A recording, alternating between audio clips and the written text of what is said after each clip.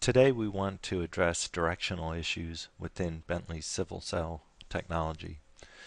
A directional issue is an issue that arises when the construction of our reference elements within a cell does not match the direction of the design elements the cell is being placed on.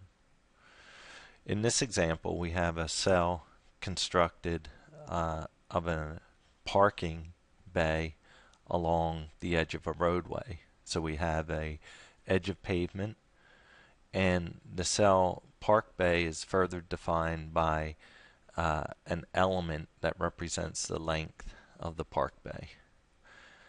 What happens is, in this case, the orientation of the reference element was created left to right. However, in the design, when the corridor or the park bay elements are constructed in opposite or altering directions, the bay will place. However, some of the profile elements will not orient themselves as desired. And this is because the element that is the parallel element to the park bay or to the corridor is being reversed within its orientation. So how do we address this? The reality is the cell itself, while the technology is great, it cannot read the designer's mind. So we have to help the cell out. So again, when we construct a reference element, it's always constructed in a certain direction. By constructing a second element that parallels the first, we've really not helped our cell determine which way the direction should be. So the only thing the cell can do is look at the original placement. And of course this fails, as we see in this situation.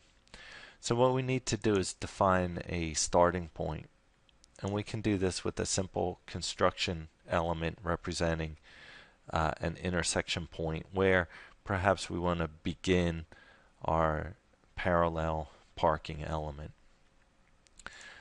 So once we have these two references in place, we can then come in and use our offset command and a center point snap, or an intersection snap, and then define the length, not by distance per se, but by length. And let's just say we'll make this 25 meters in length. So now we've defined this very element that we were using as a reference before. And it will always be defined oriented against the intersection point. Once we have this in place, we can set in our reverse curves by snapping to the end of our element. And we'll stretch out the linear angle. We'll set a starting point and none. Now in the case of reverse curves, we always have to lock down the length of the curve. So we'll set this to 35 meters, or rather, let's set it to 30 meters. So this puts the rule in place. We can now do the same thing on the opposite side.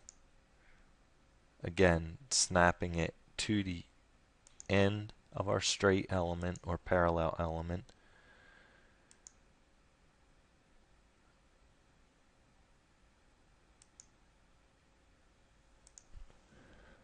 Okay. And next what we'll do is we'll put a seam along there, and we'll do that by just offsetting partial. And this time we will set the offset to 0. We'll let it snap. We'll hit end and we'll extend it.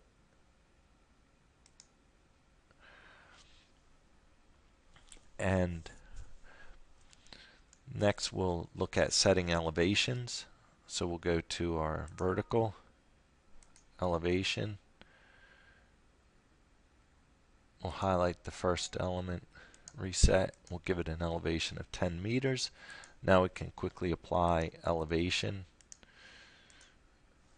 Set the offset to the seam at 0. And next we'll select our remaining offset elements. Again, referencing the base element, we'll set these to -2. And then we'll complex them together. So with the profiles, we'll go complex by elements. And we don't want to complex everything, we just want these.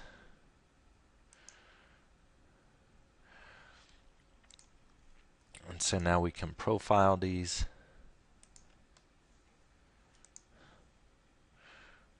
And we'll complex these together.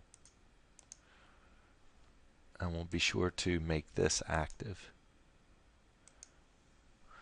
Okay, so we should have profile exists. Let's just make sure that also goes to active. And it is. Okay, now we're ready to create our cell. So before we create the cell, let's make sure that this one length here is 30. We want to lock in that value as well. And then we'll go to our civil cells and create. And we'll just call it mics. We'll locate our first reference element, our second reference element, reset, reset, and accept. And now we can place that. So we'll go and we'll select the cell. And I've already defined some position marks. So we'll select, select. And you see we change the orientation by simply moving the arrow. And so we can reset and accept. And we'll try another one up here. So again, we'll select our cell, locate the reference, change the orientation, reset, and accept. And now when we come in and we view our elements, you see we have a nice smooth transition, just like we're wanting, regardless which side we're on.